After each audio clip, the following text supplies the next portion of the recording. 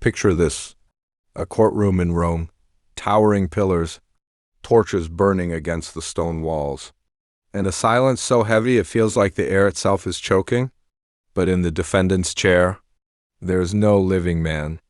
There sits a corpse, 7 months dead, blackened skin, hollow eye sockets, rotting flesh crawling with worms. This is history's most grotesque trial. The Cadaver Synod, Pope Stephen VI, was consumed by hatred. His enemy, Pope Formosus, had been dead for months, yet death wasn't enough. Stephen wanted revenge beyond the grave. He gave a command that shocked even his closest followers. "Dig him up. I will put him on trial." And so, in the dead of night, the tomb was opened. The stench was unbearable. Grave diggers gagged and ran as the coffin cracked open, releasing the sickly odor of decay. The corpse was hauled out, its flesh falling from bone, its jaw hanging open as if frozen mid-scream. But Stephen wasn't finished. He ordered the body dressed again in the rich silks of the papacy and seated on the throne, like some nightmarish king rising from the grave. The trial began. The charges were read aloud. "You have usurped the papal throne. You have broken the sacred laws. You were never worthy of the church." The corpse, of course, remained silent. That silence drove Stephen into a frenzy.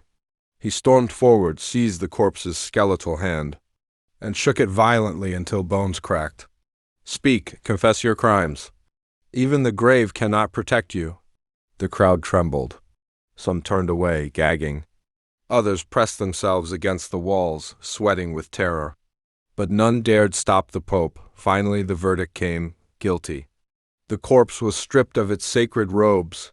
The 3 fingers of its right hand, the very fingers once used to bless the faithful, were hacked off. Then the body was dragged from the courtroom, through the streets of Rome, and at last hurled into the dark waters of the Tiber River. But the nightmare didn't end there. Days later, the corpse surfaced again. It washed ashore, swollen and grotesque, as if the river itself had rejected it. Rumors swept the city like wildfire. Some whispered that the body had risen on its own. Others swore they saw its eyes glowing red in the moonlight.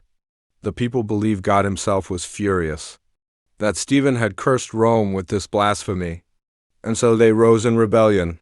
Stephen was seized, dragged to prison, and within days, strangled by his own guards. This is the story of the Cadaver Synod, where hatred defied even death, where a rotting corpse was dragged from its grave to stand trial in a twisted theater of madness, and where a pope's obsession ended with his own brutal death. It is a story that still chills the world to this day. Because if the dead are not safe from vengeance, how can the living ever be?